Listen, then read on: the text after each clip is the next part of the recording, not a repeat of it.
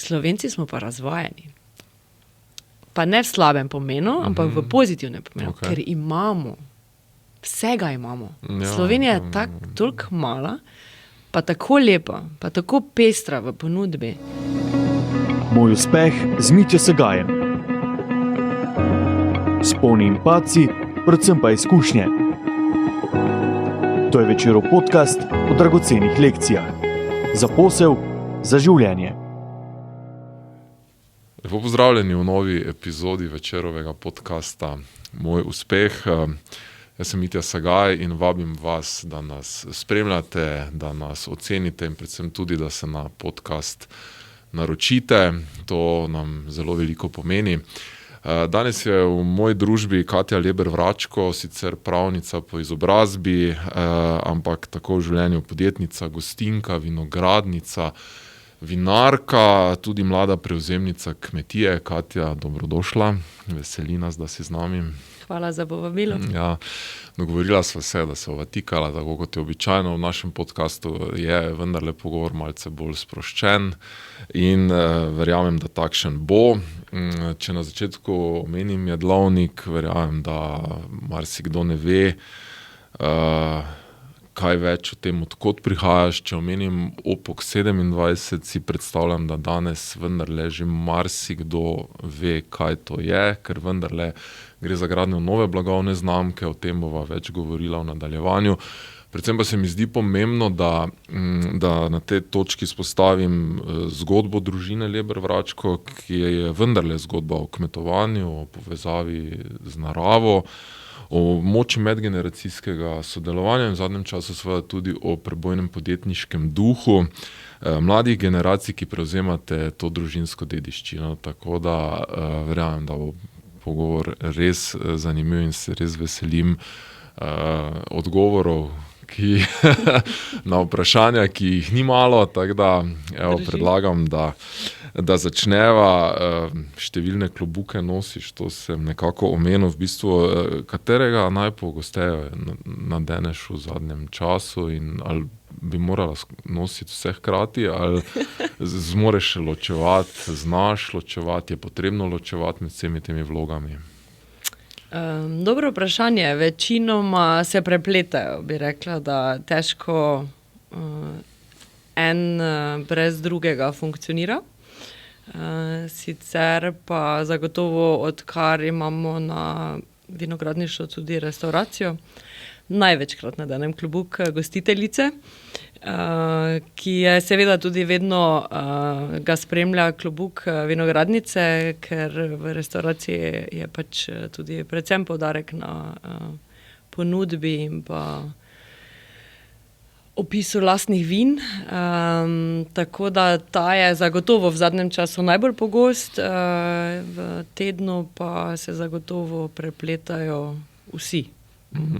Ni ponedeljek dan za enega, torek za drugega, nemogoče je verjetno.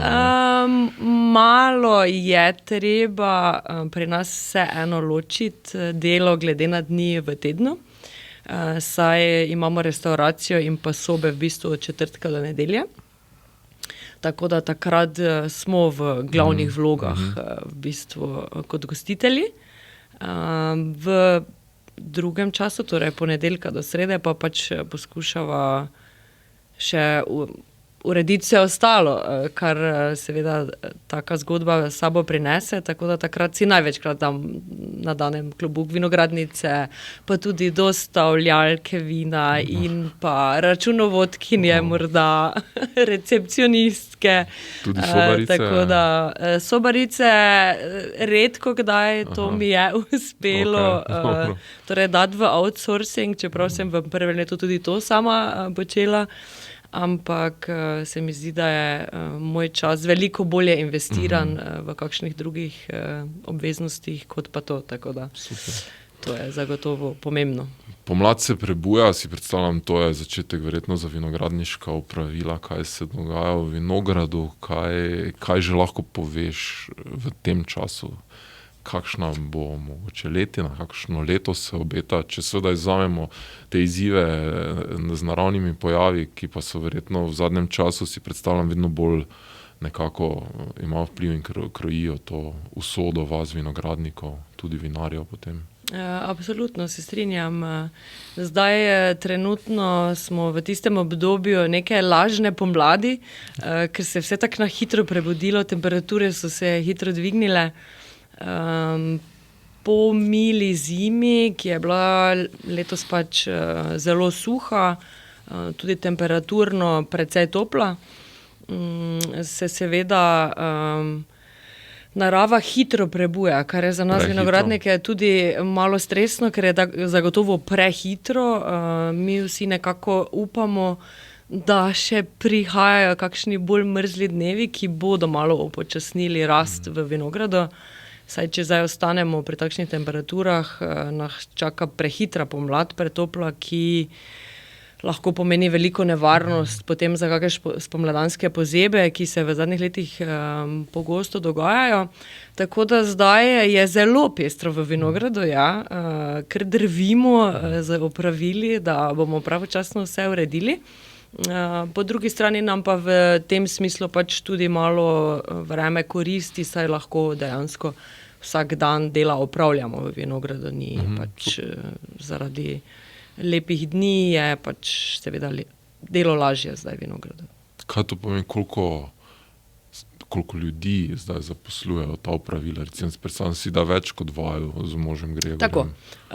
Načeloma, kar se tiče same rezi, v vinogradu opravimo sami. Večinoma mož Gregor in pa moja mami zelo veliko še opravlja dela v vinogradu. Brez nje si tudi obdelovanje vinograda ne bi predstavljali. Še jo zmeraj zelo veseli delo v naravi in pa tudi dobro se počuti, tako da z veseljem sodeluje. Tako da zimsko rezijo nismo toliko v stresu, da bi morali še sezonske delavce za to zaposliti, tako da to uredimo sami med decembrom in pa seveda zdaj februarjem, marcem. Zdaj za ves, glede na pač vremenske razmere, pa opažamo, da bo treba malo bolj pohiteti. Tako da zdaj trenutno imamo 3 sezonske delavce v vinogradu in pa tudi sami seveda pomagamo, tako da zdaj nam kar hitro poteka delo. Fajn. Morda že kar na tej točki omenila sva seveda družinsko zgodbo, izpostavila to za izjemno tradicijo, gre več kot 230 let kmetije. Prenos staršev kmetije na vaju sestro Barbaro, ki sta po izobrazbi obe pravnici, ki vaju je vsako tudi seveda po izobrazbi odneslo v svet, ne? Tako da tudi ta del me predvsem tvoj zanima, pa potem nazaj, kako si prišla, vmes je tu seveda še en moment starša, mislim, da sta bila lastnika kmetije samo 12 let. Tako, drži. In tudi tu je nek moment tega, morda kdaj prepoznega prepuščanja starejših generacij na kmetiji, na mlade prevzemnike. Pri vas se je to zgodilo bistveno hitreje, bolj zgodaj, dosti se je vsega zgodilo. Kako si prišla od tega, od diplome, izprava in potem po svetu in neko spoznanje, da se vrneš v domač kraj, da prevzameš del posla, pa vmes je bila še delitev kmetije, pač prenos delitev, tam je kup izjiv, pa tiste birokratske si za konec pustiva. Zagotovo nekako nenavadna pot obeh, Naja z sestro. Naša kmetija ima res dolgo tradicijo, prvi zapisi so iz leta 1795, najmanj od takrat obstaja naša družinska kmetija, ki je bila skozi generacije vedno pač v družinski lasti. Imamo to srečo, da so tudi generacije pred nami zelo smelo kmetovale, tudi veliko investirale, tako da se je zmeraj razvijala, ne glede na tudi različne politične obdobja. Pri nama s sestro je bilo pa tako, da sva obe obiskovali gimnazijo v Mariboru in sva obe bile vsaka v svojem razredu edine iz kmetije. Ne? In potem si znala predstavljati pri 18 letih kot teenagerji, ne glede na to, koliko so naju starši vzgojili, koliko smo imeli lepo otroštvo, pač nekako drugače razmišljaš. Ne? In zdaj delo na kmetiji zagotovo ni Zdaj tisto, kar bi si želel, ne, pri 18 letih, ali pa mogoče tudi ni tak najbolj fancy, ne bi se temu reklo. Tako da so se obe odločile po končani gimnaziji, da greva študirati pravo. Pravo je vseeno neki taki poklic bil, ki je zanimiv, ki je tudi za moje pojme pač razgiban. In študij prava je mene izjemno zanimal. Jaz sem res uživala, zelo rada sem se učila in jaz sem tudi končala, diplomirala s prepričanjem, da bom to delala v življenju. Moram pa mogoče poudariti, da nisem ravno brilirala v ocenah, tako da pač potem tisti nadaljnji del poštudijski se ni odvil tako hitro, kot bi si morda želela. Tako da pripravništvo in vse ostalo ni prišlo na vrsto po nekem časovnem razporedju, po mojih željah, ne. Vmes sem začela delati v Avstriji, v eni vinoteki, čisto slučajno, kjer sem ugotovila, da me v bistvu vinogradništvo zelo zanima in pa predvsem prodaja vina, ta pač aspekt marketinga prodaje, v bistvu ne samo proizvodnja, ampak predvsem prodaja. Potem pa sem preživela še 2 leti v Avstraliji. Skupaj z možem sva sicer šla na dopust, ki je malo dlje trajal. Se je zavlekel. Zaradi tudi nekih poslovnih priložnosti, pa tudi nekih lastnih želj, sva pač malce podaljšala. Tam sem spet študirala, ne. Res? Predvsem zaradi vize, ampak sem se študirala v bistvu marketing in pa podjetništvo. Kar mi zagotovo tudi ni škodilo za moje nadaljno poslovno življenje. V mestnem času je bila sestra v Madridu, na Erasmusu tudi. Istočasno sva bile obe v tujini. In bom rekla, da je to precej zaznamovalo za nadaljno življenje. V bistvu ta odprtost, drugačnost, fleksibilnost, torej predvsem to, da nisi obremenjen do konca življenja s tem, kaj si študiral, da so ti v bistvu vseeno poti odprte, da se lahko ti kadarkoli še odločiš, da spremeniš svojo poslovno pot, da najdeš neko novo željo, novo motivacijo.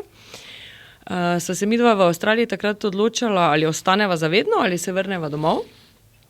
In starši so nekako vseeno izrazili željo, da bi bili veseli, da nekdo nadaljuje pač pot kmetije, in tako so se odločila, da prideva domov in prevzamemo vinogradniški del kmetije. Ker nekako je tudi vedno to bolj zanimalo, kot pa recimo celotna kmetija, ne. Naša kmetija je bila vedno kombinacija živinoreje in vinogradništva, zaradi pač samih nekih naravnih danosti, površin.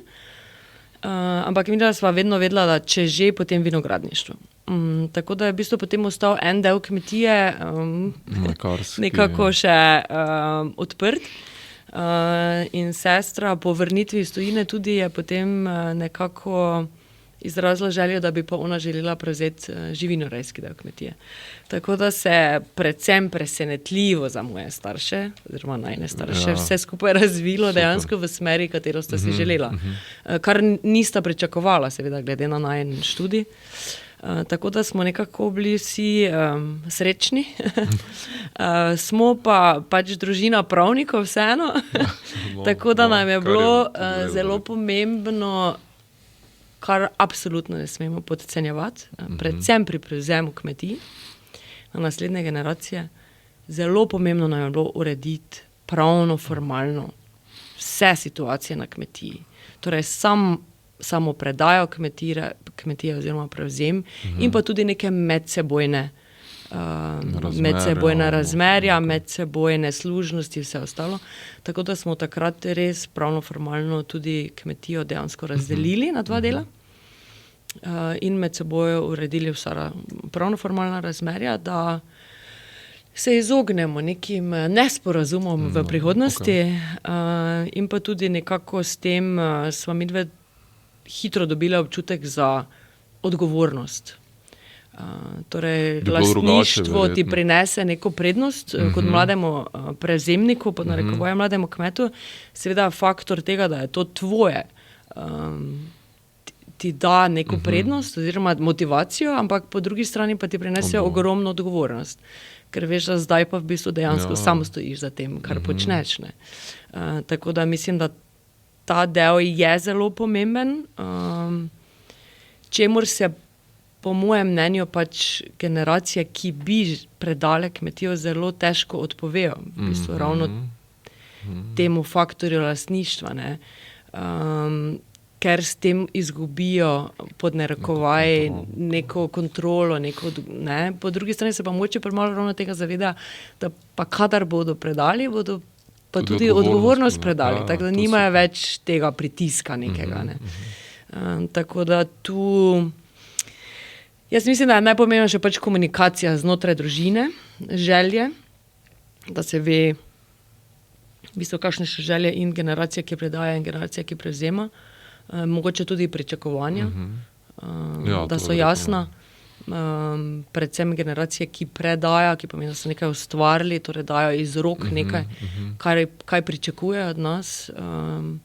In jaz mislim, kadar je na obeh straneh pač neka sinergija in pa podobnost želja, da to zna zelo dobro funkcionirati. Ste imeli kakega svetovalca, recimo zunaj, ste nekako to vse znotraj družine uredili? Zdaj, za sam prevzem nismo imeli, čeprav mislim, da zdaj v zadnjem času se tudi tu da veliko informacij pridobiti strani stroke, kar je zagotovo smiselno, ker mi smo pač imeli neke želje in smo pač uredili nekako po svojih najboljših močeh, kar smo potem kasneje spoznali, da ni bilo morda ravno optimalno. Z birokratskega vidika, recimo, smo mi ravno zaradi tega, ker smo kmetijo razdelili na 2 dela in smo mi v bistvu vsaka prevzeli en del, s tem izgubili možnost, da lahko pridobimo nepovratna sredstva za mlade prevzemnike kmetij. Zato se ne rada poslužujem tega izraza mladi prevzemnik, ker pač formalno niste tako, v bistvu smo mladi prevzemniki, ampak nismo pa recimo imeli pogojev za ta razpis, ravno zaradi, ker tam je recimo eden iz pogojev je, da mora eden prevzeti celotno kmetijo. Kar je mogoče taka malenkost, ki je nesmiselna, no? Kadar je kmetija dovolj velika.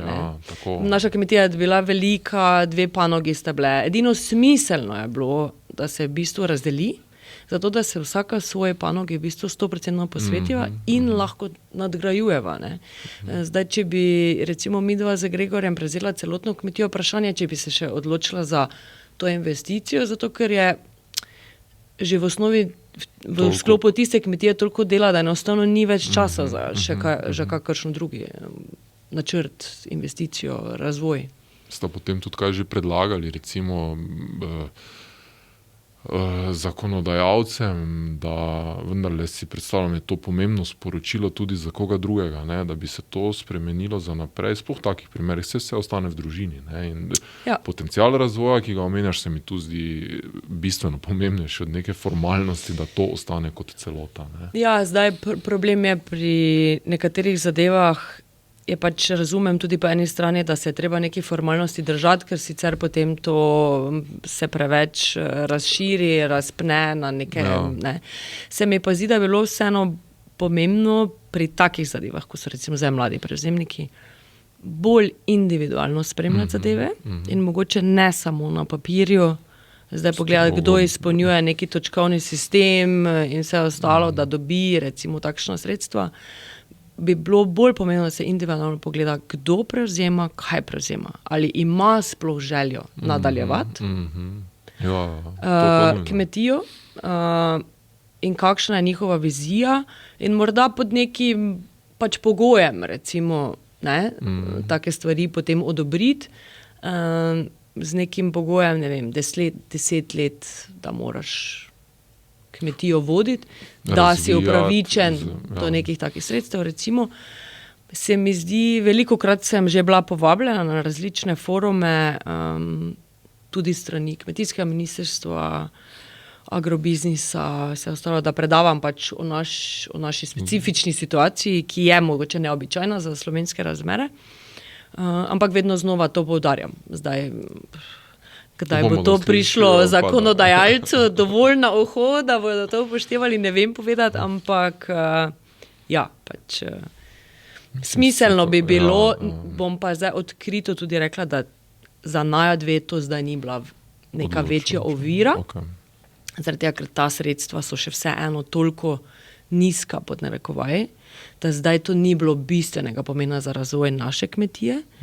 Bistvenega pomena za naju, dve obe, na vsaki kmetiji je bilo to, da sva pač uspešno kandidirale na nepovratna sredstva strani kmetijskega ministrstva za same investicije. Potem naprej, razvoj kmetije, kar so bistveno večje zneski, kaj se tiče investicij, kot pa bi bil recimo znesek za mladega prevzemnika. Tako da začetna motivacija bi bila, ni pa zdaj to bilo bistvenega pomena za naš razvoj kmetije, bom tako rekla. Malo se še bom samo vrnil na tisti moment, bili ste v tujini, prišel je signal z domačije, da vendarle želja je. Koliko pa je pri tem bilo tudi to pomembno, recimo, da sta vi dve po življenju v tujini spoznali, da pa vendarle se je vredno vrniti domov, vlagati energijo v domače okolje, je bilo verjetno tudi to prisotno. Verjetno, če bi bila samo želja staršev, vprašanje, če bi se objavil, ampak mogoče ta izkušnja v tujini in spoznanje, da potem vendarle prijaš domov. Jaz mislim, da pri meni osebno je tako bilo, kot sem rekla, pri 18 svet izgleda popolnoma drugače kot pri 25. Sam študije meni tudi dal ogromno nekega znanja, pa ne zdaj teoretičnega, kar se tiče prava, ampak neke iznajdljivosti, vztrajnosti in pa predvsem življenje v tujini, ta fleksibilnost. Jaz sem tudi živela 2 leti v mestu, ne. Najbolj sem pogrešala podeželje. V bistvu to, takrat sem mogoče še dejansko začela prav ceniti to je faktor tega, kje sem odraščala, kako sem odraščala. Brez televizije, brez telefonov, v naravi. Jaz sem preživela celo svoje otroštvo zunaj. Mi dve sestro so sicer tudi morale zmeraj pomagati doma, tako da so hitro tudi ugotovile, koliko dela prenese kmetija, ampak najni starši so se tudi vedno zelo potrudili, da smo šli na dopust, da smo si privoščili oddih od doma, tudi da sem vedela, da je tudi to možno na kmetiji, torej da je trdo delo, da se dela 7 dni tedno, ampak da si je možno tudi privoščiti oddih, da se lahko sprostiš, novo energijo nabereš. Tako da vso to odraščanje, otroštvo, potem pri 25 letih, ko pogledaš nazaj, v bistvu vidiš vrednost tega. Predvsem v primerjavi z življenjem v mestu. Ne. Jaz sem se v mestu počutila zelo nevarno. To, kar jaz sem odraščala, brez da smo zaklepali vrata hiše, brez da smo jemali ključe iz avto. Ne. V bistvu je bilo to zelo za današnji čas sploh nepojemljivo, ne, zelo sproščeno življenje. Ne. Brezskrbno. Tako.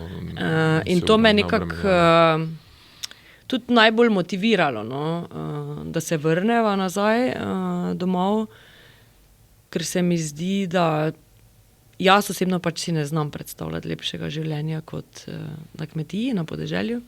Kljub temu, da se marsikomu zdi, da vinogradništvo ali pa to, kaj mi zdaj delamo, turizem na podeželju, da je to tako malo bolj fancy kmetijstvo, ne? Kar ne drži, ne? Kar ne drži.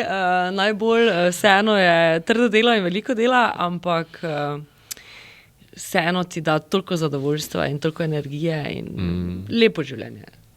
In še en pomemben dejavnik se mi zdi, pri vas se res deluje ta zgodba, kot zunaj opazuješ, da je tako idilična, oba priženjena zeta seveda, da tudi pašeta v to zgodbo. Ne, oziroma, kar ni samoumevno, ne? Tako, ne, ker ponavadi se v družinskih zgodbah predvsem tu zaplete, pravijo ponavadi podjetniki v družini. Tako da tudi to je idealno. Ne. Ste imeli vi takrat ob prevzemu že neko idejo, vizijo, kaj bo kdo svojega dela naredil v bistvu? Ste videli že takrat imela idejo, da bo nastala ena taka turistično-gostinska nadgradnja tega, kar je prej bila nekoč, je bil vinograd pa vinska klet, recimo? Ja, nekako v bistvu glede na to, da je Gregor, moj mož, po izobrazbi kuhar, kljub temu, da je on tudi v življenju počel marsikaj druga. Tako da smo imeli kar oba pestro študijsko, poslovno pot, športno vmes. sva razmišljala, ko sva prevzela vinogradništvo, že od začetka o neki nadgradnji v tej smeri. Čisto razvila se pa je ta vizija leta 2018, ko sva prekinila najino poslovno pot v Avstriji, kjer sva imela v najemu en turizem. In so se selila vsak teden sem in tja, 3 dni doma, 4 dni v Avstriji in je nama postalo vse skupaj precej naporno iz samega pač koordinacijskega vidika. In sva takrat intenzivno o tem razmišljala, da si želiva torej to, turizem na podeželju, vinsko klet, restauracijo in pa tudi prenočišča na eni lokaciji. Takrat je bilo nama ponujeno tudi, da kupiva v Avstriji, tam, kjer sva imela v najemu. Ampak so se zavestno odločila za doma, Slovenijo. Jaz osebno sem bila vedno mnenja, odkar sem prevzela vinogradništvo, da imamo ogromen potencial, da imamo toliko možnosti, da razvijemo naš, čist lokalno gledam v naši občini, regijo v lep, turistični, vinsko-kulinarični hotspot, lahko rečemo. Kar se je v zadnjih letih točno v tej smeri razvilo. Ne? In jaz sem takrat rekla, jaz želim biti del tega razvoja. In sem rekla, ok, doma v Sloveniji nadgradimo zgodbo, kar potem ni tako poetično, vse skupaj se je odvilo, kot morda zdaj to se sliši. Cesta makadamska. Vedno znova so pač iste neke birokratske ovire, ampak nam je uspelo, ne? Jaz mislim, da uspeva vam, ja, po moje, ne kot samo... Kot recimo gost v naših krajih, po moje tudi lahko opaziš, da je razvoj se zgodil. Noro. Najbolj se to vidi, bom rekla, pri naših gostih, ki prihajajo iz Slovenije, iz drugih regij, ki so presenečeni. Ja. Se mi zdi, da tujci mogoče malo bolj spremljajo, ker bolj pogosto obiskujejo. Slovenci pa smo mogoče ravno v covidu začeli odkrivati Slovenijo. In kadar imava goste iz drugih koncev Slovenije, so čisto presenečeni. Da to kaj takega pri nas je. Ne? Da smo na tej točki, kjer smo. Da imamo tako ponudbo, ko imamo. In jaz sem imela zdaj že parkrat goste, ki so kar podaljšali za en dan, ker so rekli, ne gremo domov, ker je toliko fajn in toliko še imamo za videti in toliko še želimo doživeti, da bomo še ostali en dan dlje. Je ta, kateri del je bolj pomemben, ta prepoznavnost navzven, vendarle tujci vidijo svet, seveda tudi pridajo k nam. Zdaj pa se mi zdi, da vendarle ti je še bolj dragoceno to, da Slovencem pokažeš, v bistvu, kaj uspemo pri nas ustvariti. Jaz mislim, da tujci, sploh kadar se mi pogovarjamo o tujcih iz velikih mest, so to velika nemška, avstrijska mesta, recimo, ki so glavnina naših turistov, bom rekla. Mi njih hitro prepričamo. Oni, ko pridejo k nam, ko se vsedejo na teraso, ko si naročijo kozarec vina, ko vidijo naravo, pogled, vinograde, postrežbo, srčnost ljudi, jih ni težko prepričati, ja? Ker jim je to toliko lepše, kot imajo doma, kljub temu, da se to mogoče malo smešno sliši. Slovenci smo pa razvajeni. Pa ne v slabem pomenu, ampak v pozitivnem pomenu, ker imamo. Vsega imamo. Ja, Slovenija je toliko mala, pa tako lepa, pa tako pestra v ponudbi. Ali so to ponudba vin, ali je to ponudba naravnih danosti, ali je to ponudba gostinska ponudba. Toliko dobrih lokalov, restauracij, turizmov, kot imamo mi v Sloveniji. To premalo se tega zavedamo. Jaz mislim, da smo z tega vidika Slovenci pod narekovaj razvajani. Ja? Kar pomeni, da imamo, da uživamo v tem. Ja. In nas se mi zdi še težje prepričati, ker imamo vse to, ne? Ker to doživljamo morda na tedenskem nivoju, mogoče celo dnevnem. Ne? Se mi zdi, pri tujcih je ta faktor dosti lažje prepričati, ker nimajo takšne ponudbe, kot jo imamo mi. Takoj vidijo. Takoj prepoznajo. Ne? Tako da sem ponosna. Mislim, mi imamo vedno več slovenskih gostov. Morda smo še vseeno malo nepoznani, včasih me še vprašal, kako to, da za Opok 27, če nisem slišal, pa sem z Maribora. Morda tudi zato, ker se mogoče ne toliko aktivno promoviramo ali reklamiramo, ampak predvsem nekako gradimo zgodbo na gostih, ki se vračajo, ki pripeljejo novi spet prijatelje, tako da v bistvu ta od ust do ust se širi v bistvu glas o nas, kar nam tudi ustreza. Toliko je zdaj vprašanj, ko sploh ne vem, kako to zdi se mi, da ste en tak pomemben, če govorim samo o vajini zgodbi, vaši zgodbi, je pomemben generator povezovanja v lokalnem okolju, ker vendarle z aktivnostmi se mi zdi, se trudite, zavedate se, da je pomembno sodelovati, da ne dela vsak za sebe. Potem sem hotel omeniti to, da tam imamo streljati od vas avstrijsko vinsko cesto, ki je neko ogledalo na nek način, če gledamo v svetovnem merilu ali pa v tem delu Evrope, zagotovo, kako se turizem dela. Pa spet po drugi strani nočemo biti to, kar so oni. Ta vidik me zanima, zakaj ne želimo biti to, če se ne želimo, tako da to, pol pa prijeva do gradne blagovne znamke, pa o Opoku bova seveda povedala. Boma še vse danes obdelala? Ja, bova. Druče, moraš predstaviti, če ne bova več delih naredila.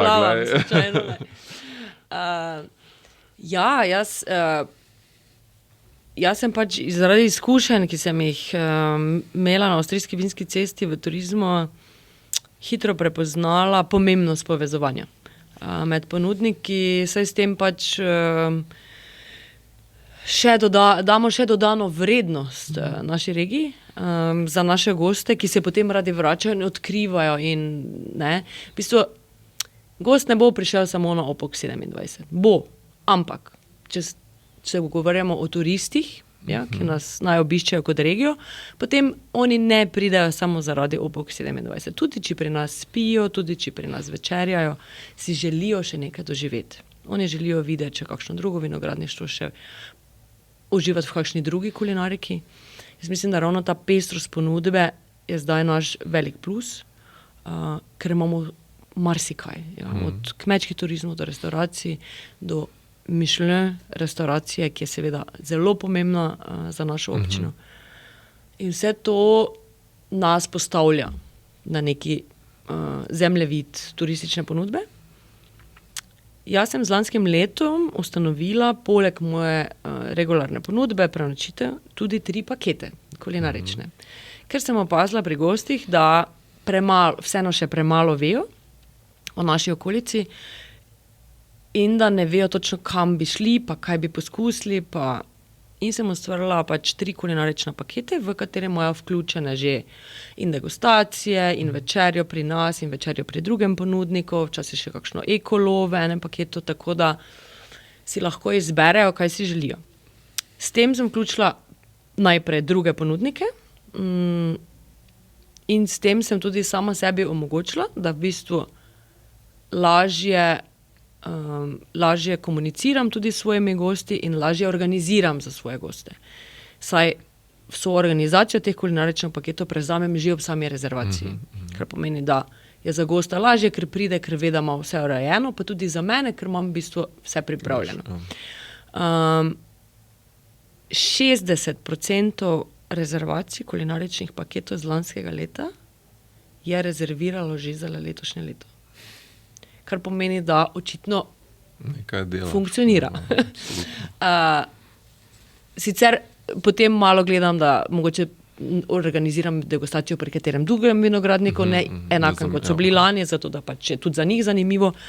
Ampak ta povezava, torej jaz si želim svojemu gostu kot turistu omogočiti, da spozna regijo, da mu je všeč, da se vrne. Ja? In na ta način se mi zdi, da sem to dosegla. Z tega vidika nam mogoče še malo manjka volje med samimi ponudniki, mogoče to še bolj to smo te vprašali, koliko na nek nivo, ker to prinaša dodatno delo, tudi za mene to prinaša dodatno delo, jaz pač moram v času rezervacije pač vse to organizirati, pa potem tudi, ko so gostje tukaj, če so kakršnekoli prilagoditve, spreminjati, ampak mislim, da je to zelo pomembno. Tega sem se pač največ naučila v Avstriji, to sodelovanje med ponudniki, kar gostov omogoči pač res najbolj optimalno izkušnjo turizma v regiji. Zdaj vsi si želimo več turistov. Ja? Če imamo danes na dan, ne vem, karikiram 500, si jih morda želimo 5000. Ja?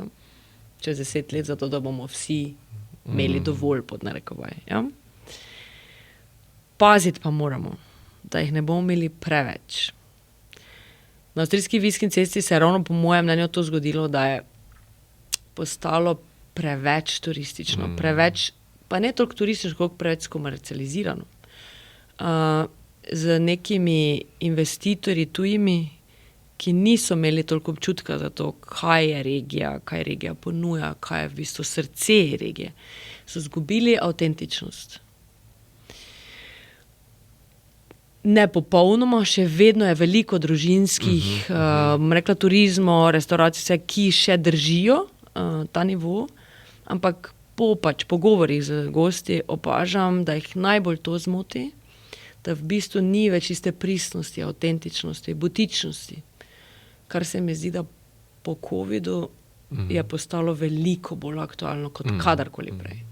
Torej narava, manjši lokali, manjše prenočitvene kapacitete so postale zanimive, veliko bolj kot kadarkoli prej in ljudje to cenijo.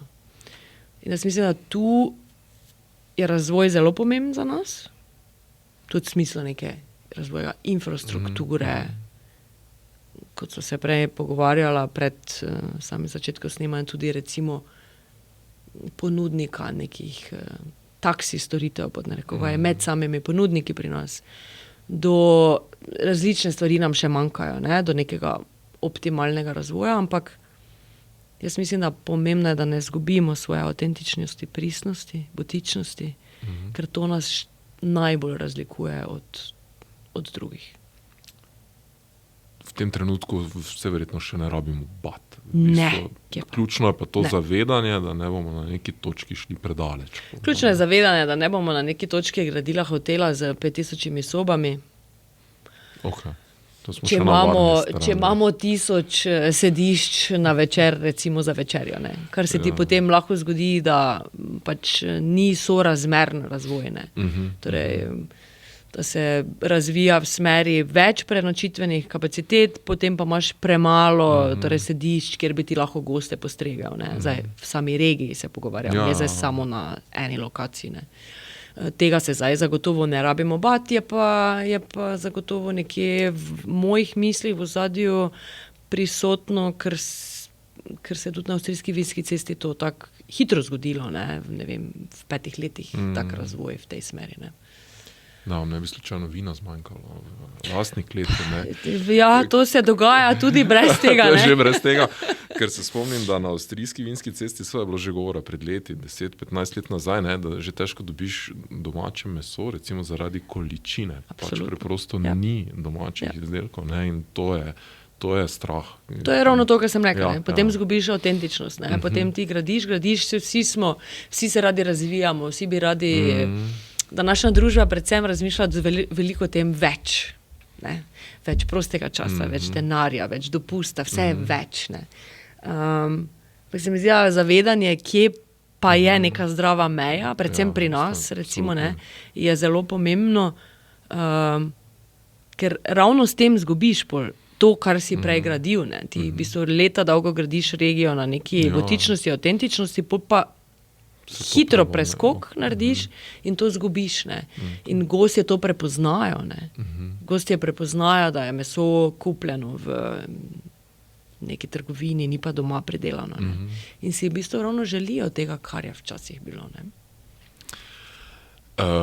Mimo vajne investicije ne moremo, seveda kdorkoli je bil že na Opoku, ve, o čem govorim, kdor ne, seveda verjetno zagotovo vljudno vabljen, ampak kako, predstavljam si milijonska investicija, recimo, ne, kaj se moraš imeti poleg neke drznosti, recimo, kaj sta imela, to mogoče malo osebno vprašanje, da sta upala iti v tako zgodbo, no. Okej, se kmetija je bila že prej velika, verjetno pač se to obrača vsega dosti. Ne vem, tudi vi ste bili eni pionirjev, po mojem, s fotovoltaiko na ogromnih površinah, gospodarskih poslopi, ste pomembni pač tam proizvajalec energije iz obnovljivih virov, po moje, ne, ampak kaj se moraš imeti, da rečeš, ok, zdaj gremo graditi na en tak sredi vinograda, drzen koncept, projekt, gostilne, nastanitvenih kapacitet? Moraš biti malo nor. Ja, skoraj, ne. Bi zdaj rekla nekaj, pa ne smem v eter verjetno tega reči, kaj moraš imeti, ne. Jaz mislim, da tu sta bila nekako dva faktorja. En je bil ta, da je pač kljub temu, da so starši ogromno investirali, je bil vseeno, vinska klet je postajala premala. Skladiščne kapacitete so postajale premale. Jasno nama je bilo, da bo potrebna investicija v novo vinsko klet. Zaradi samega funkcionalnega vidika, zato da lahko v bistvu tudi ves ta stil vina, ki sva ga spremenila z samim prevzemom vinogradništva, lahko delava. Ker je najin stil drugačen kot od staršev. Ne spremenjenih količinah, zaradi same spremembe stila vina in pa recimo upeljanja zorjenih vin in pa penečih vin, je ta faktor recimo predvsem skladiščnih kapacitet bil zelo pomemben, kar jih nismo imeli. Tako da jasno je bilo, da nekako bo treba investicija v vinsko klet. Jaz sem rekla, da zdaj sama vinska klet je zelo drag projekt. Predvsem zdaj, ker oprema je draga. Pa tudi sama gradnja, seveda. Nova vinska kleti pa ne prinese dodane vrednosti v smislu prodajne cene tvojega produkta. Torej, jaz zdaj, ker imam novo vinsko klet, ki me je stala, ne vem, karikiram, 1 milijon, ne bom mogla svoje steklenice vina prodati dražje.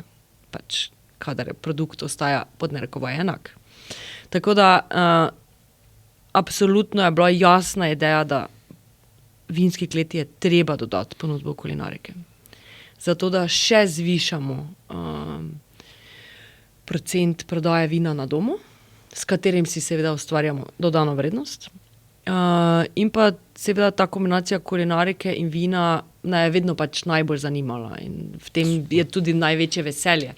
Tako da jaz mislim, da niti nisva dosti razmišljala o tem, kako pogumno je to. Definitivno sva podcenila količino dela, ki prinese taka investicija. In pa sam stres gradnje.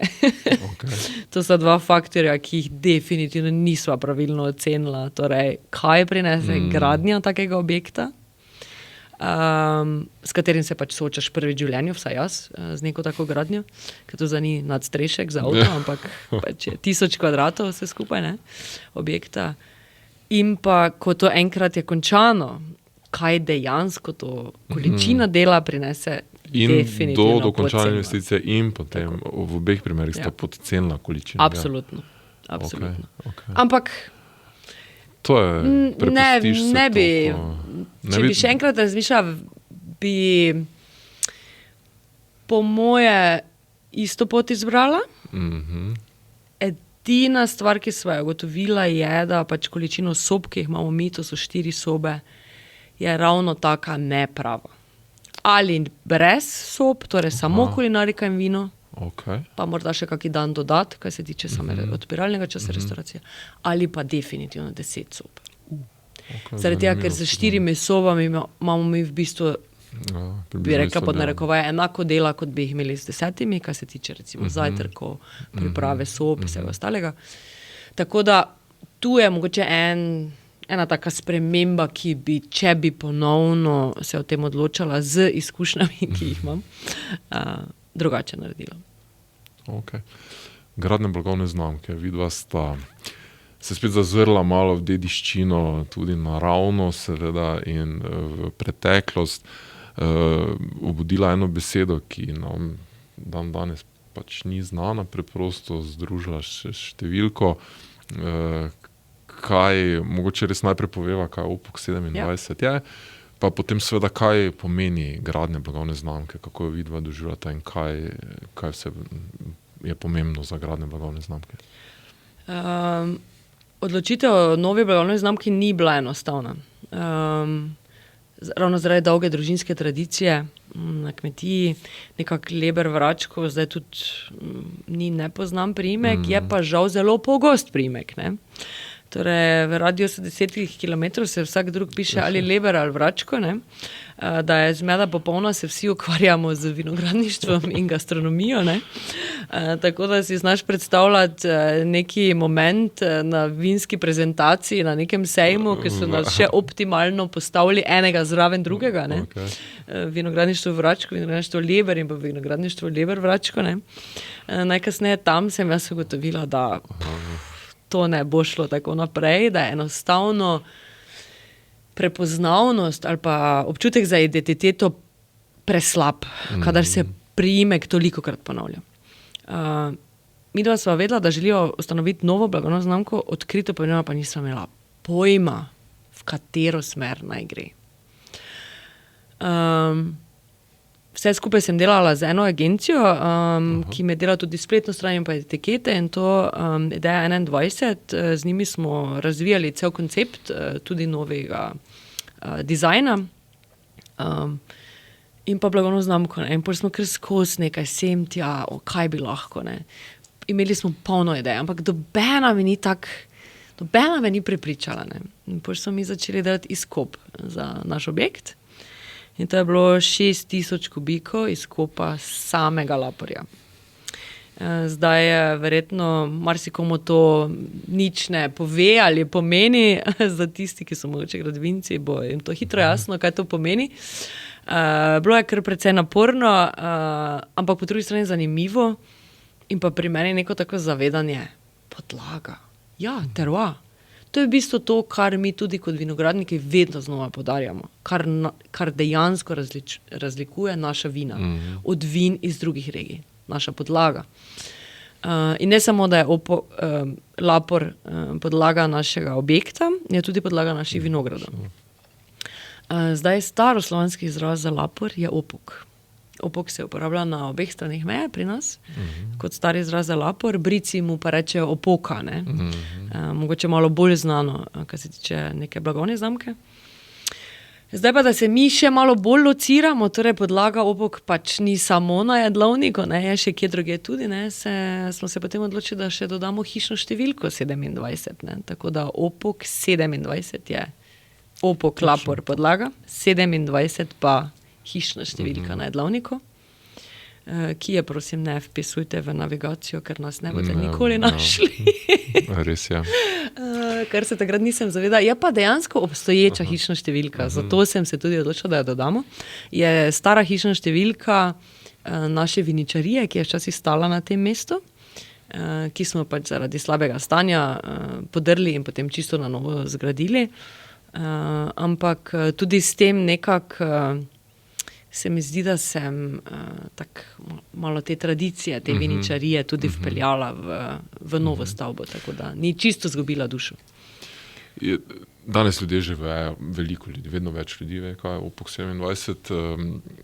Bolj to enačijo z gostinstvom, turizmom ali z vini, recimo? Ali čisto odvisno, kdo je na drugi strani? Kdo je Jaz mislim, konzument? da verjetno bolj z gostinstvom. Čeprav, kot sem prej poudarila, pač pri nas eno brez drugega ne gre. Mi vseeno smo vinska klet za ponudbo kulinarike, tako da tudi naša kulinarika brez naših vin ne bi obstajala. Ponujamo v restavraciji v bistvu vina lastne proizvodnje, razen česar sami ne proizvajamo, potem pač to kupimo od vinogradnikov iz regije ali pa producentov sokov, šnopsa in ostalega, da imamo neko pestro ponudbo. Jaz mislim, da kombinacija verjetno. Ja, vedno bolj. Jaz mislim, da eno brez drugega ne obstaja. Imamo pa veliko stran, ki pač pridejo samo po vino. Ne. Okay. Še vedno. Sicer potem spijejo, seveda, kakšen kozarček na terasi, ne, ali pa noter. Ampak večina jih je v bistvu uživa v vsem, kar mi ponujemo. Omenila si spremenjen nov način priprave vin. Kdo je enolog pri hiši? Kako sta to razvila, v bistvu novo linijo? Recimo, kaj je posebnost, kaj vse imate, če se nimate? Moj mož Gregor je hitro, na začetku, ko sva midva prevzela vinogradništvo, nekako izrazil željo pač po pridelavi vin, da bi on pač se na to bolj fokusiral. Seveda kot kuhar ima optimalne predispozicije za to, ne. Že kar se tiče samega okusa in vonja in vsega pač res obvlada zadevo. Tako da je bilo pri nama pač najbolj pomemben faktor to, kako nadaljevati. Torej, vedela sva, da ne želiva delati vina kot starši. Takoj sva vedela, da želiva delati suha vina. Jaz sem velik ljubitelj zorjenih vin, lesenem so, tako da to sem hitro prisilila, da smo dodali v ta mozaik, ne. Peneča vina tudi absolutno. Gregor je sicer velik ljubitelj maceriranih vin, tako da nekako naša aktualna ponudba vin dejansko pokriva vse to, kar sama rada tudi pijeva in uživa. In za čemer predvsem najbolj pomembno tudi stojiva.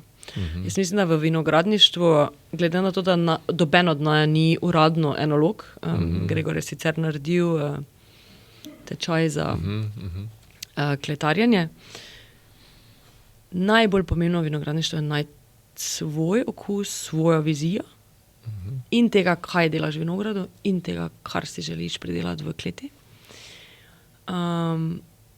In pa seveda to potem približati gostu. Ne v smislu, da ga prepričaš, da on mora zdaj to razumeti pa kupiti, kaj ti počneš, ampak mu približati v smislu, da spozna v bistvu tvojo vizijo, tvoj način, na koncu pa vedno gost tisti, ki se odloči. Mi je všeč, mi je dobro, kupim, ne kupim. Tako da mislim, da pri nama je pač to najbolj pomembno. Najina lastna vizija, okus, kaj se tiče same stilistike vina in pa to zdaj pač res dobro sovpada tudi s ponudbo kulinarike. S tem, da pridelujemo od penečih do svežih, zorjenih in pa maceriranih vin, potem res lahko lepo spremljamo vse jedi, ki jih ponujamo v restavraciji. Z lastnimi vini. Ja, točno to je idealno. Pestrost ponudbe se mi zdi, je pač zagotovo naša prednost. Vina sicer še ekstra prodajate, v bistvu poleg tega, tako, kar gredo tudi v tujino? Ja, mi sicer 80% vin prodamo doma, torej kombinacije restauracije in pa torej končnih potrošnikov, kupcev, vinoljubcev, ki pač vzamejo vino za zraven. Večinoma je tudi to v kombinaciji, torej kulinarika, vino in pa potem še karton za domov. Ja, to tako. Kar je seveda pač za nas najbolj optimalen, najbolj idealen način prodaje. Nekje 10% prodamo v torej gostinske lokale, zelo regionalno, na obeh straneh meje. Tudi v Mariboru jih je nekaj. 10% pa gre v manjše vinoteke v tujino, Avstrijo in pa Nemčijo, s katerimi imamo tudi zelo osebne odnose, stkane, da lahko komuniciramo tudi pač to, da ni vedno vse na voljo, če so se že prej dotaknila. Imamo obdobja, ko katerega vina pač ni in preden pride naslednji letnik v prodajo, se ti zgodi, da je vmes kakšnih par mesecev brez, tako da tudi to razumejo in še vedno ostajajo zvesti in naročijo potem, ko je pač svet na voljo. Super. Tako da to je zelo pomembno za nas. Tudi jedilnik prilagajate sezonsko, v bistvu, ne? Je pa verjetno vedno si predstavljam iz lokalnih sestavin. Ali... Ja. Naša ponudba kulinarike je zelo sezonska in pa regionalna. Imamo zelo malo ponudbo, vedno si jo lahko vsak trenutek ogledate tudi na spletni strani, imamo vedno aktualizirano ponudbo kulinarike. Spreminjamo nekje na 2 meseca, pač odvisno od sezone. Delamo pa na leto par dogodkov, eventov. na katerih potem malo premikamo meje te regionalnosti in delamo potem pač neke posebne kulinarične dogodke, različnih tematik, mogoče celo različnih regijskih tematik, tako da tudi za nas vse ostaja malo bolj zanimivo, da se ne držimo skozi istega plana, bi temu rekli. Čeprav zaradi same menjave sezonske ponudbe itak vedno neka sprememba, neka zanimivost. Tako da. Kako s sestro in s tistim delom kmetije nekoč skupne sodelujete? Odlično. Mi smo sicer hitro si razjasnili, da pač vsak je odgovoren za svoj del in se vsak svojemu delu 100% posveča, kar je edino pravilno. Smo si zmeraj na voljo ob največjih opravilih, kadar pač nam teče voda v grlo, bi se temu reklo. Sicer pa predvsem pri nas dobro sodelovanje v smislu produktov, ki jih mi ponujamo, tudi kar se tiče kulinarike. Ponujamo domače jogurte, skuto in pa tudi sire, tako da tudi tu vedno večji poudarek dajemo. Tako da sestra tudi pripravlja investicijo v sirarno, malo večjo, da bo lahko tudi z tega vidika to bo nova obogatitev, dodano vrednost dodala svojemu produktu, ker z pač prodajo mleka dotični mlekarni je pač vedno ta faktor odvisnosti od cene mleka na trgu, ki pač trenutno ne omogoča nekega razvoja kmetije. Tako da to je zagotovo zelo pomembno in za njo, seveda pa tudi v kombinaciji z nami, absolutno nam ogromno dodana vrednost tudi v komuniciranju za gosti. Super. No, podjetniška zgodba na vidiku, tako da še kdaj bo sestra Barbara, mogoče kdaj še v podcastu mojo spet gostovala. Upam, moramo omeniti, mislim, svojo že omenila, ampak njen podjetniške ideje, seveda njena naravna slavnica je tudi projekt znotraj Štarta Slovenija, ne.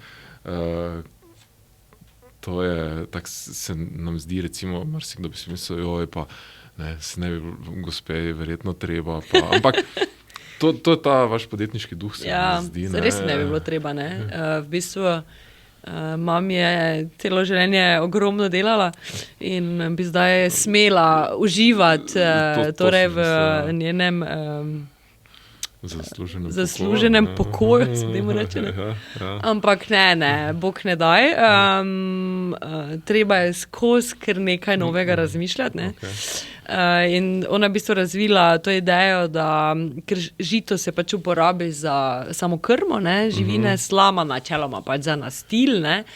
Ampak je začela razmišljati o tem, da bi v bistvu lahko veliko bolje izkoristili ta stranski produkt, bi temu rekli, same krme za živali.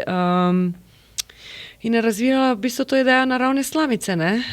Tako da sicer iz dotičnega žita, tritikale, ki je pač za samo slamico bolj optimalno, zato ker je bolj trdo in bolj obstojno. Tako da, naravna slamica. Kako je trg sprejel? To smo nek preboje že? Vedno je pri takih stvareh pač seveda pomembna tudi cena. Zdaj je trg v določenem smislu, kadar se mi o neki butičnosti pogovarjamo, torej za neko porabo doma, kadar pridejo prijatelji, da imaš spet mogoče kaj zapovedati, za tudi kakšne gostinske lokale, ki delajo recimo neke koktejle, pijače pač na nekem višjem, mogočem cenovnem razredu, potem si tudi seveda to strošek neke take naravne slamice lahko torej vkalkulirajo. Za neke večje masovno proizvodnjo niti ni bilo mišljeno v osnovi, pa tudi ni namen, ker tam pa seveda cena take naravne slamice pač seveda se ne more primerjati z ostalimi produkti, ki jih pač lahko dobiš v trgovini. Tako da jaz mislim, da zato koliko ona uspe pridelati, super. Še dobro, da ni v Ameriki, ker je predsednik Trump že seveda ukinil uporabo papirnatih slamic oziroma žarovnih materialov, tako da evo, to nam še ostaja, v bistvu, da smo mogoče izvozne. okoljevarstvo. Samo ne vem, kje bo površine še edino našla, če bi želela tako na veliko proizvajati. Jaz mislim, da je zadovoljna z tem, koliko ima časa, koliko uspe, Super. tako da mislim, da ta balans v redu funkcionira z Super. ponudbo in povpraševanjem. Pred koncem še to zdi se mi morda nespodobno po taki investiciji, ki sta imela z možem Gregorjem vprašati, ampak kaj bo naslednja velika stvar, ker se mi pa zdi, da vendarle nenehno razmišljaš o nečem novem, nekaj bi nadgrajevala, nekaj bi inovirala, kaj zdaj nastaja. Ja, sama na sabo sem včasih presenečena, oziroma se grem še včasih celo na živce, ker ne morem umiriti svoje misli. V bistvu 3 leta smo zdaj, okrog 27. Zgodba se razvija v pravo smer, imamo odlično ekipo, ki z nami diha našo zgodbo, ker zdaj mi dva sama tudi vsega tega ne bi bila zmožna, tako da z tega vidika se zgodba lepo odvija.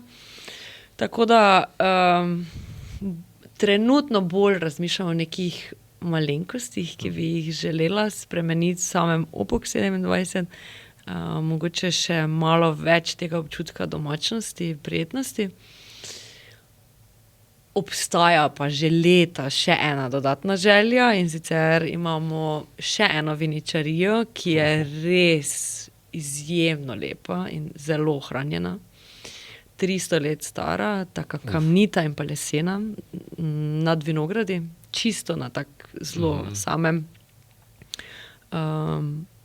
precej umirjenem prostoru, ki bi jo želela enkrat obnoviti v torej eno počitniško hišo, kapaciteto, torej nekje 4 do 6 oseb, tak zelo luksuzno, z bazenom, z savno, pač res zelo tak... Košček raja. Tako, za vse tiste, ki iščejo popoln odklop od modernega sveta, torej popoln mir v naravi med vinogradi. Ampak najprej moram pozabiti vse to, kar sem doživela ob tej gradnji. Okay. Pozabiti vse te informacije, ki sem jih morala pridobiti. Čeprav morda ravno zaradi tega bo lažje. Prva gradnja je zagotovo vedno težka izkušnja, ki jih pridobiš v takem poslovnem svetu, ko je recimo pač gradnja nekega objekta, so zagotovo dragocene. Tako da zagotovo potem drugič ali pa tretjič ali pa katerikolič pač že potem ponavljaš neko zadevo, ravnaš drugače. Mogoče bolj smelo, bolj premišljeno, manj bom rekla zagnano, bolj preudarno. Bolj preudarno. Vsak korak je verjetno bolj premišljen, drugačen, tako da. Potem omenila si seveda vmes, samo na to se še navežem, podporo finančno, ki vendarle je za take projekte, ni zanemarljiva, si predstavljam, je še kako drugo sporočilo, kritika, kaj bi se moralo spremeniti, zdaj, ko omenjaš te postopke, administracijo? Mi dva se v ta projekt zagotovo ne bi spustila, če ne bi bilo na voljo nepovratnih sredstev za takšne investicije. Pač takšna investicija z načinom dela, ki ga imamo mi, je nemogoče z lastno investicijo to pač oddelati v nekem določenem časovnem roku. Če se ne pogovarjamo o kreditu za 50 let. Tako da nepovratna sredstva za investicije v kmetijstvu so ključnega pomena. Vsi se dobro zavedamo, da se zmanjšujejo. Vsako leto manj. Po drugi strani pa še vedno nažalost ostaja preveč neizkoriščenih za določene ukrepe. Mislim, da tu je mogoče pač motivacija mladih še premajhna ali pa mogoče ravno preudarnost prevelika, da bi se malo bolj, recimo, pogumno spustili v neke večje investicije.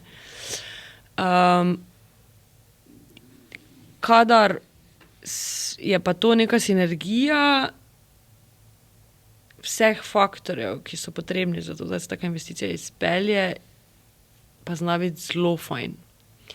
Kar velikokrat ni. Ne. Tudi v najnem primeru so bile velike ovire postavljene, ki jih samo z veliko motivacijo potem lahko v bistvu preskočiš in vztrajaš pri nekem takem projektu.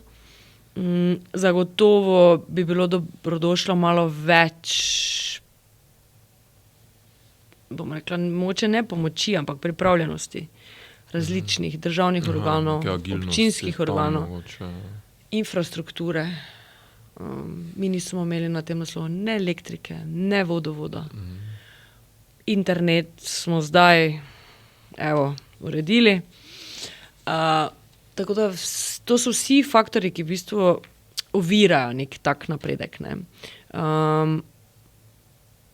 Midva smo imela pa ene strani srečo, ker smo imela vseeno neke zelo dobre izkušnje, po drugi strani pa tudi veliko smolo takrat, ker sva ravno zaprošala za kredit za takšno investicijo 2 tedna pred lockdownom. Tako da navdušenost bank nad investicijo v turizem in gostinstvo v času lockdowna, da si lahko predstavljaš. Ne? Tako da je vse skupaj malo zamaknilo zadevo, ampak tudi to smo uspeli, ampak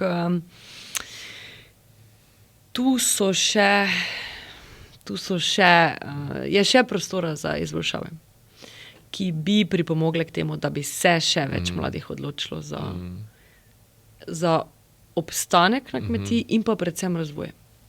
Torej, mladi morajo prepoznati, zdaj imamo srečo, ko imamo mlade, katerih starši so investirali in so nek napredek na kmetiji naredili.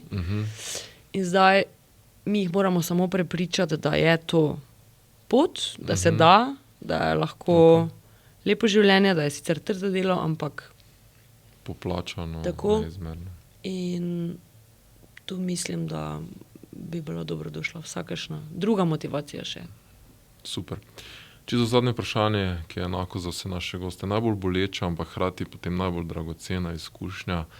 Na tej poti lahko že prej iz tujine, lahko zdaj na podjetniški poti, taka, ki lahko je bila tudi napaka, ki pa se je potem izkazala, da je vendarle bila dragocena. Jaz mislim, da pač čist mojega osebnega vidika sem tak zelo srečen človek in vse sem delala včasih na podlagi neke energije, srčnosti, zagnanosti. V poslovnem svetu pa je vseeno razum, pa mirna glava velikokrat prednost. Jaz mislim, da ta kombinacija je verjetno bila moja največja izkušnja. Torej, da rabiš srce in pa zagnano za to, da pač recimo tak projekt tudi izpelješ, ampak da ne smeš pozabiti, da mirna glava, razum je zelo pomembna sploh pri investicijah in pa da se je zaupanje treba prislužiti. Da ni samoumevno.